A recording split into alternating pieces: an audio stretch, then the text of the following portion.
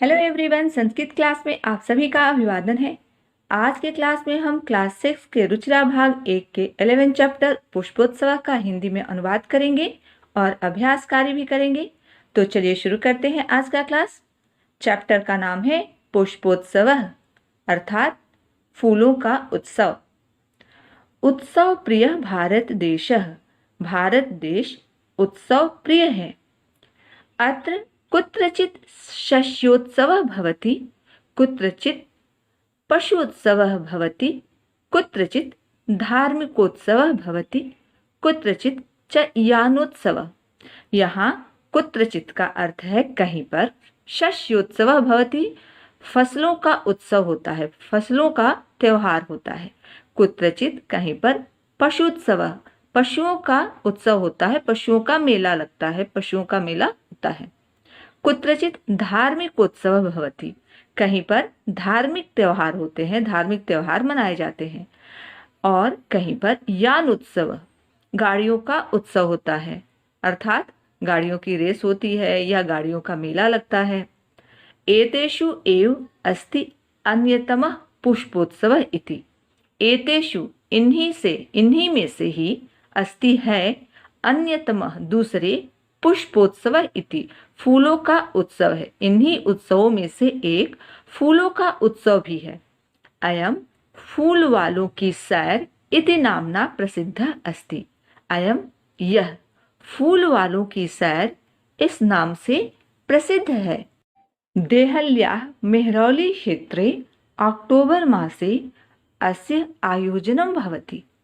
देहल्याः दिल्ली के मेहरौली क्षेत्र में अक्टूबर मास में अस्य इसका आयोजनम भवति, आयोजन होता है। दिल्ली के मेहरौली क्षेत्र में अक्टूबर महीने में इसका आयोजन होता है। अस्मिन् अवसरे तत्र बहुविधानि पुष्पाणि दृश्यन्ते। अस्मिन् इस अवसरे अवसर पर, तत्र वहाँ बहुविधानि बहुत तरह के पुष्पाणि दृश्यन्ते फूल दिखाई देते हैं। इस समय पर वहाँ अनेक तरह के फूल दिखाई देते हैं। परम प्रमुखम आकर्षणम तु अस्ति पुष्प निर्मितानि व्यजनानि। परम लेकिन प्रमुखम विशेष, आकर्षण तु अस्ति तो है, पुष्प निर्मितानि फूलों से बना हुआ, व्यजनानि पंखे। लेकिन प्रमुख आकर्षण तो फूल से बना हुआ पंखे हैं, फूल से बने हुए पंखे हैं।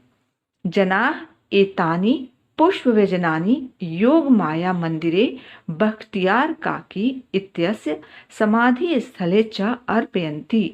जनाः लोग एतानि इस पुष्प व्यजनानि फूलों के पंखों को, इन फूलों के पंखों को योग माया मंदिर में बख्तियार काकी समाधि स्थले, बख्तियार काकी के समाधि स्थल पर अर्पित करते हैं।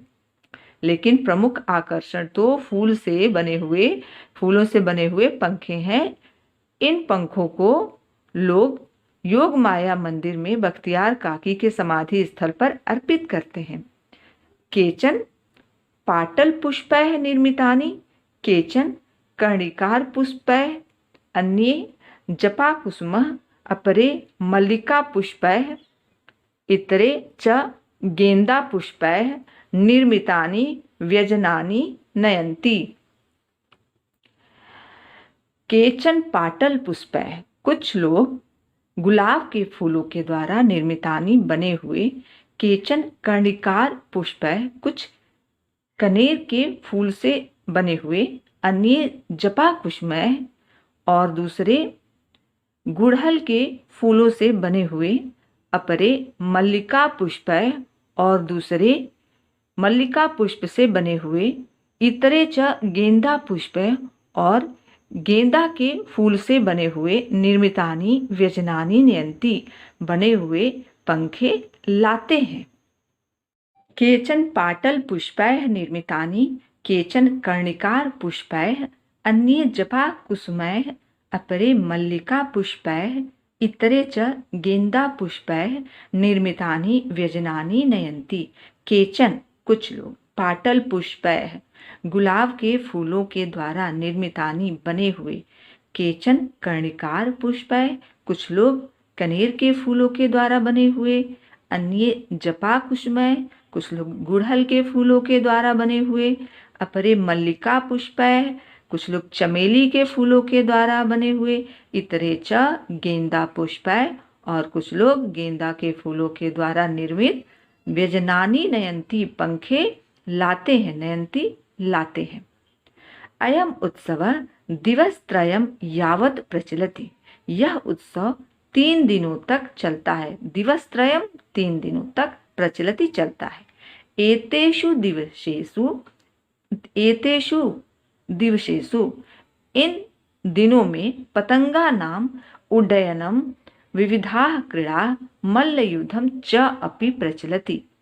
इन दिनों में पतंगा नाम पतंगों का उड्डयन, पतंग उड़ाने का क्रिया, विविधा क्रीड़ा और दूसरे क्रीड़ा मल्ल युद्ध भी प्रचलित है। तो जब तक पुष्प मेला, फूलों का मेला चलता है तब तक इन 3 दिनों में पतंगों का उड़ाने का कंपटीशन होता है, प्रतियोगिता होता है, और दूसरे क्रीड़ा, दूसरे खेल मल्ल युद्ध, कुश्ती प्रचलति चलता रहता है। विगतेभ्यः 200 वर्षेभ्यः पुष्पोत्सव जनान् आनंदयति। विगतेभ्यः पिछले 200 वर्षेभ्यः, शत अर्थात 100, 200 200, 200 वर्षों से पुष्पोत्सव, फूलों का उत्सव, जनान् आनंदयति लोगों को आनंदित करता है। मध्ये इयं परंपरा स्थगिता आसीत्। मध्य बीच में इयं यह परंपरा स्थगित थी, अर्थात यह परंपरा नहीं मनाई जा रही थी। परम स्वतंत्रता प्राप्ते पश्चात इयं मनोहारिणी परंपरा पुनः समारब्धा। परम लेकिन स्वतंत्रता प्राप्ति के पश्चात इयं मनोहारिणी यह अच्छी लगने वाली परंपरा, मनोहारी परंपरा पुनः समारब्धा फिर से आरंभ हो गई। पुष्पोत्सव अद्यापि स उत्साहम च प्रचलति। फूलों का उत्सव आज भी स उल्लासम उत्साह के साथ, स उत्साहम उत्साह के साथ चलता है। च प्रचलति चलता है, अर्थात मनाया जाता है। पाठ में आए हुए शब्दार्थ को हमें अच्छे से समझ लेना है। संस्कृत से हिंदी और इंग्लिश में यहाँ पूरे चैप्टर में जो जो भी डिफिकल्ट वर्ड है, शब्द हैं, वो सब यहाँ पे हमें अच्छे से समझ लेना है। उत्सव प्रिय, उत्सव का प्रेमी, कुत्रचित कहीं पर, शस्योत्सव फसलों का उत्सव, पशुत्सव पशुओं का उत्सव, यानोत्सव गाड़ियों का उत्सव, अन्यतमः कई में से एक, पुष्पोत्सव फूलों का उत्सव, इति नामना इस नाम से, अवसरे अवसर पर, पुष्प निर्मितानि फूलों से बने हुए, व्यजनानि पंखे, पुष्प व्यजनानि फूलों के पंखे, समाधि स्थले दरगाह अर्पयन्ति अर्पित करते हैं, पाटल पुष्पैः गुलाब के फूलों से। तो ये सब शब्द अर्थ है। कुछ और शब्दों के अर्थ, कर्णिकार पुष्पैः कनेर के फूलों से, जपा पुष्पैः जवा कुसुम के फूलों से, मल्लिका पुष्पैः चमेली के फूलों से, नयंती ले जाते हैं, यावत तक, प्रचलति चलता है, पतंगा नाम पतंगों का, उड्डयनम उड़ाना, मल्लयुद्धम कुश्ती। अभ्यास कार्य का पहला प्रश्न, वचनानुसारम रिक्त स्थानानि पूरयत। वचन के अनुसार रिक्त स्थान को भरो। यहाँ पर कुछ शब्द दिए गए हैं, एक वचन, द्विवचन, बहुवचन में।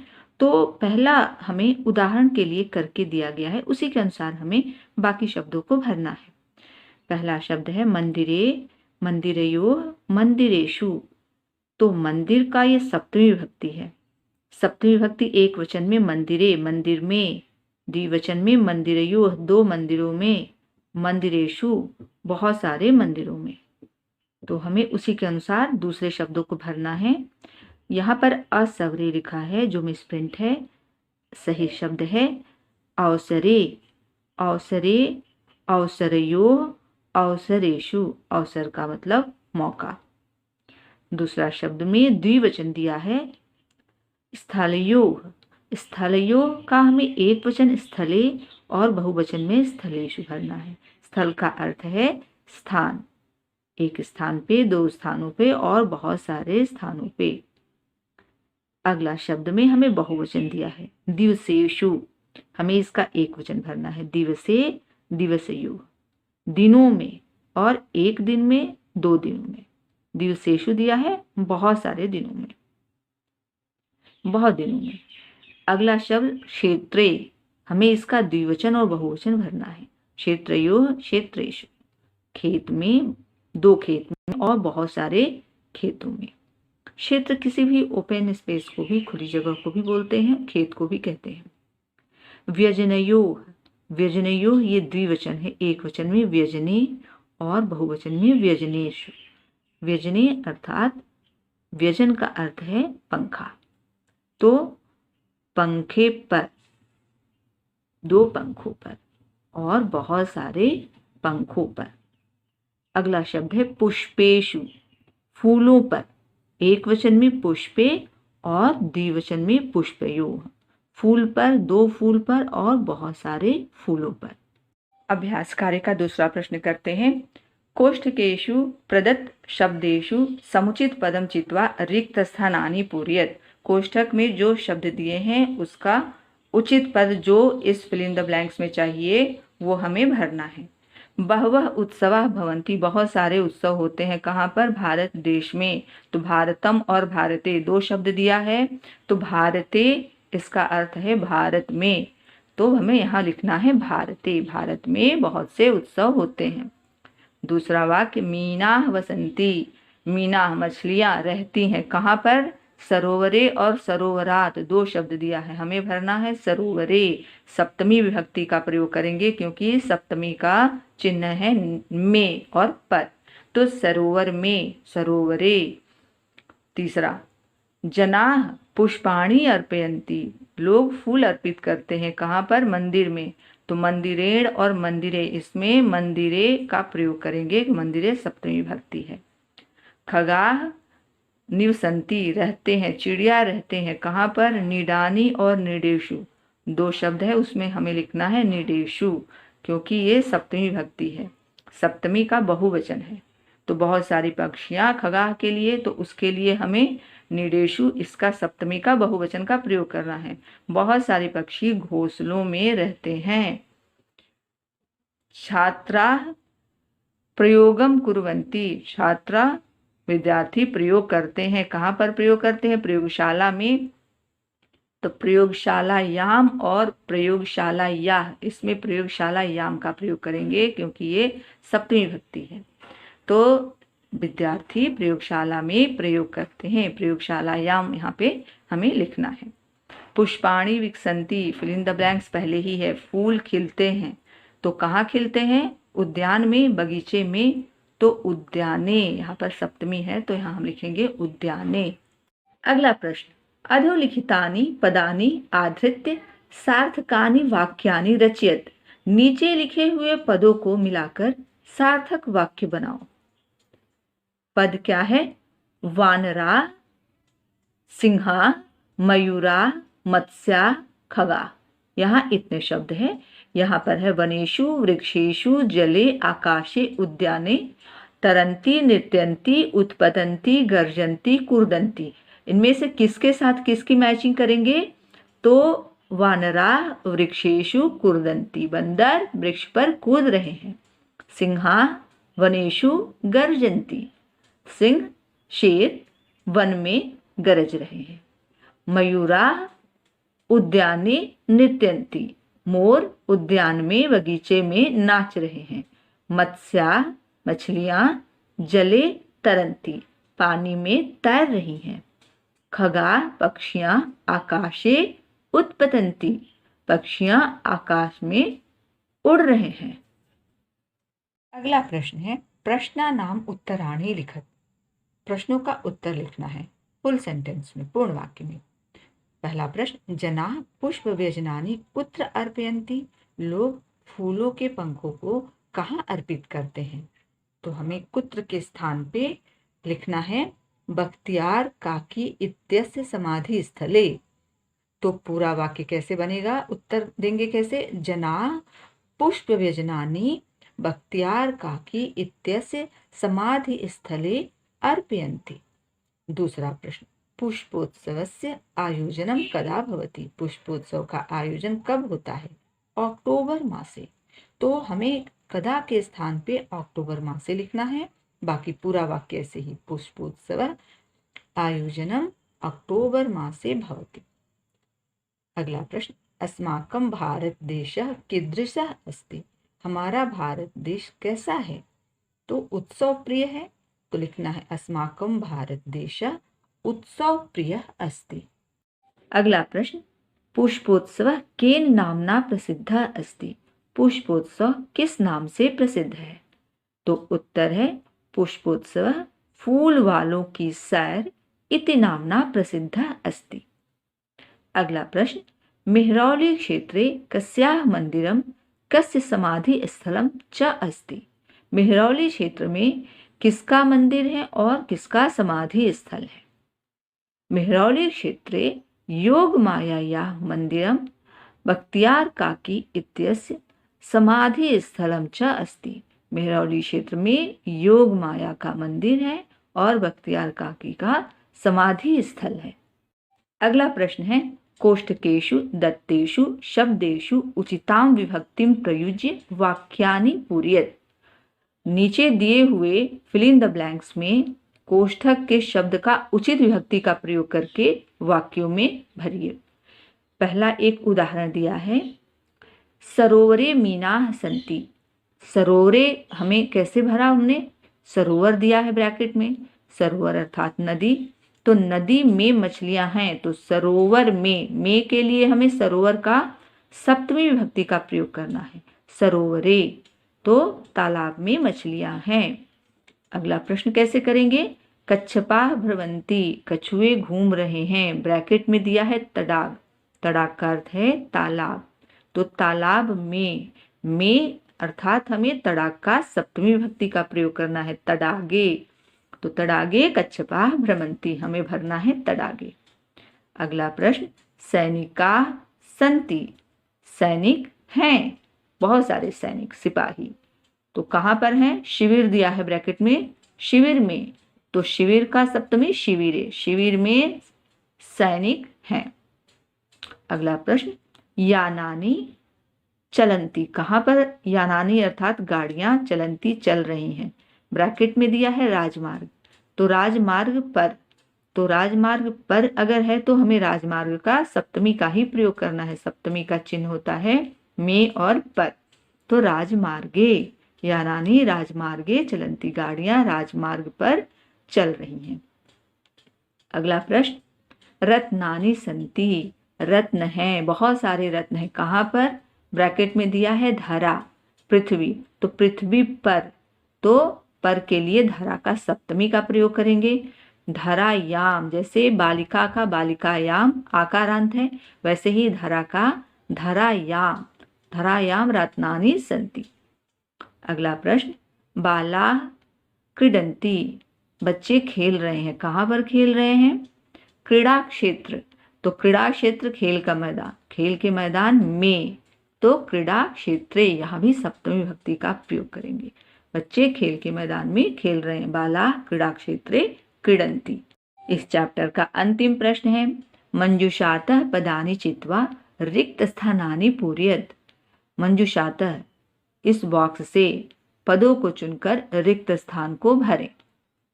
शब्द दिया है पुष्पेषु गंगायाम विद्यालय वृक्षयोः उद्यानेषु।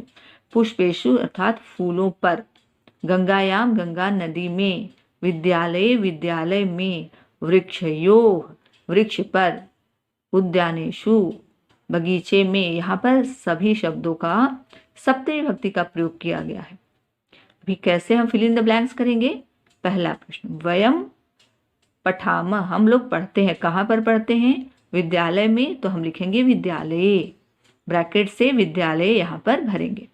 दूसरा प्रश्न, जनाः भ्रमन्ति, लोग घूम रहे हैं, कहाँ पर? उद्यान में, बगीचे में, तो उद्यानेषु। नौकाः सन्ति, नावें हैं, कहाँ पर हैं? गंगा नदी में, तो गंगायाम, गंगायाम नौकाः सन्ति। भ्रमराः गुजन्ति, भौरे गूंज रहे हैं। कहाँ पर गूंज रहे हैं? फूलों पर। तो पुष्पेषु, पुष्पेषु भ्रमरा गुंजन्ति। अंतिम प्रश्न, फलानि पक्वानि सन्ति, फल पके हुए हैं। कहाँ पर फल पके हुए हैं? पेड़ पर, वृक्ष पे। तो वृक्षयोः फलानि पक्वानि सन्ति। तो इस तरह से अभ्यास कार्य का पूरा काम हमने समाप्त कर लिया और इसका चैप्टर का हिंदी अनुवाद भी हम किए हैं। तो उम्मीद करती हूँ कि आप आज जो चीज़ भी पढ़े हैं आपको अच्छे से समझ में आया होगा। आगे और भी इंफॉर्मेटिव वीडियोज के लिए हमारे चैनल को लाइक कीजिए, सब्सक्राइब कीजिए और शेयर कीजिए। धन्यवाद।